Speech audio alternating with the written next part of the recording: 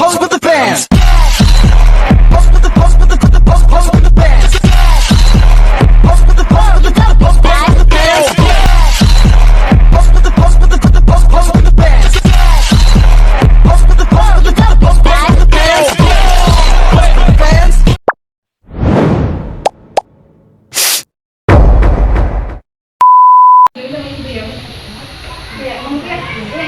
Selamat pagi ibu-ibunya, kami bahas Putri dengan bayinya.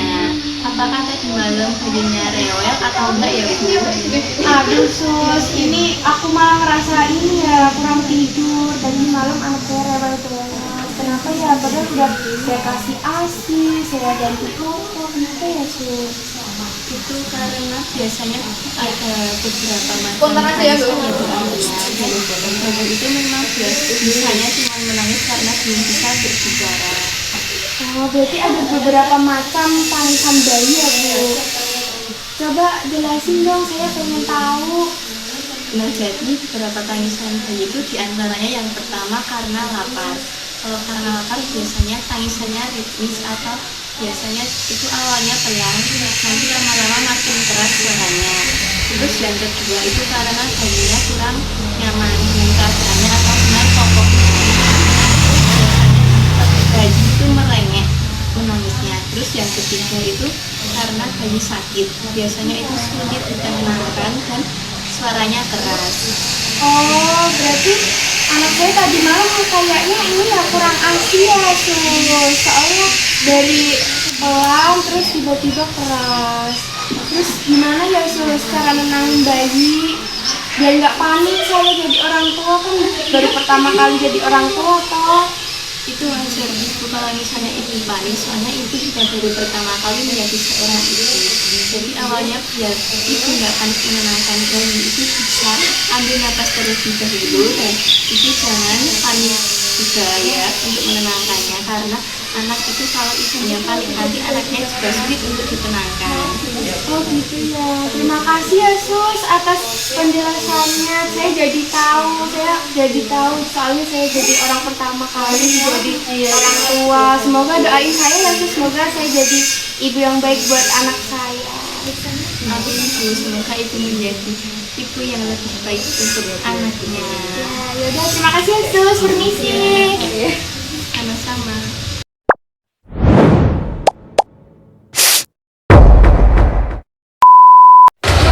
Selamat siang Gus. Siang Ibu, ada yang bisa saya bantu? Jadi gini, saya kesini tuh mau konsultasi gimana sih caranya biar anak itu nggak BAB atau pipis sembarangan. Karena anak saya ini masih sering pipis atau BAB sembarangan. Saya dari itu memberikan edukasi tentang toilet training untuk anak ibu. Dikarenakan kemudian anak itu sudah memasuki usia toddler, di mana usia tersebut sudah tepat untuk anak berlatih untuk itu sendiri ataupun BAB sendiri. Iya, terus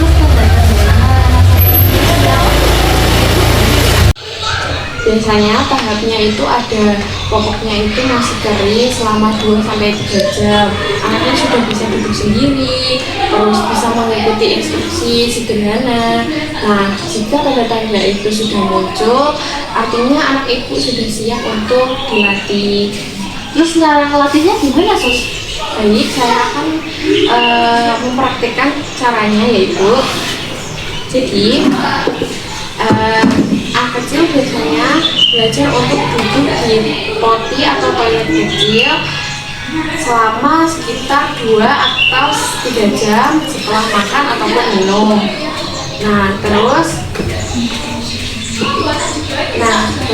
bisa menggunakan bahasa sederhana seperti adik nanti kalau mau pipis bilang ya sama ibu, atau adik nanti kalau mau BAB bilang ya sama ibu.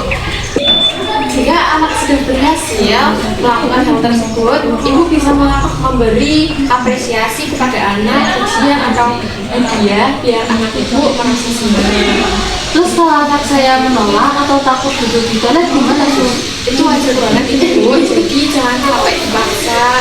Bisa ibu memberikan contoh yang baik, ibu bisa sabar dan konsisten, dan hubungan orang tua itu paling penting. Jadi jangan sesekali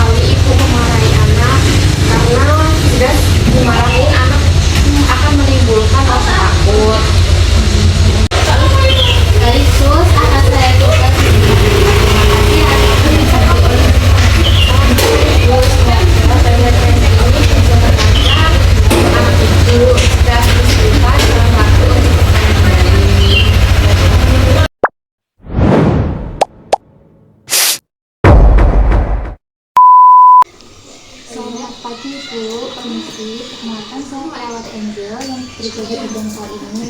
Apakah benar itu dari pasien anak ini? Iya, benar ini saya. Selamat pagi adik. Apakah benar adik nama Feriska? Adik sekarang umur berapa? 5 tahun kak. Jadi masih sekolah ya adik? Jadi bagaimana rasanya adik ini? Apakah kurang nyaman? Apakah Ini sakit, saya ini sakit banget. saya bisa dulu adik pertama pada tanggapannya tentang adik Feriska? Lu aku diapain tuh takut, takut disuntik. Enggak, ini cuma ini mau periksa aja. Ya apa enggak apa sih, cuma diperiksa sebentar. Takut. Enggak apa-apa udah selesai itu loh. Sudah selesai adik, semoga cepat sembuh ya. Anak saya kenapa ya?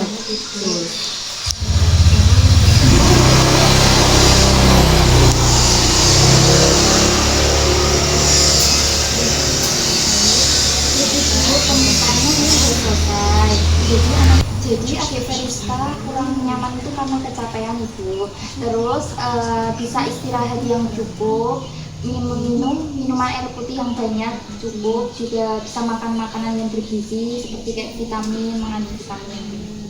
Jadi ini adik Feriska cuma kecapean saja, tidak ada yang serius kan, Sus?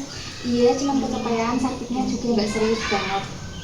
Baik, terima kasih ya Sus atas waktunya. Saya akan menghubungi suster lagi jika adiknya masih, adik Feriska ini masih sakitan. Baik ibu. Baik Sus, terima kasih.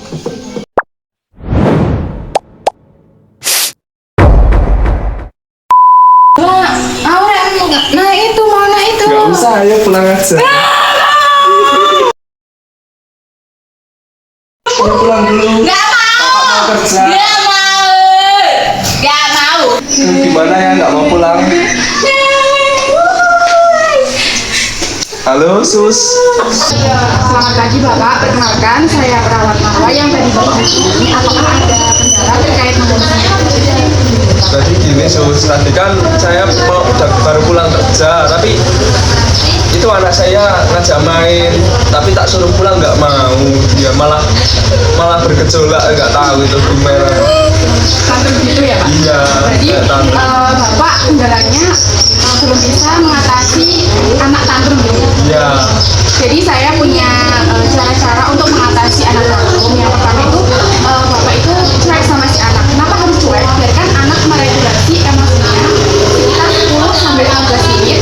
Jadi dia menyelesaikan tantrumnya sendiri. Jangan dipaksa untuk langsung diam atau dialihkan perhatiannya agar si kecil puas untuk mengekspresikan perasaannya. Terus kemudian kalau sudah agak lumayan tenang, dekati anaknya, bantu tanya apa yang dia rasakan seperti itu. Adik, kamu apa yang dirasakan?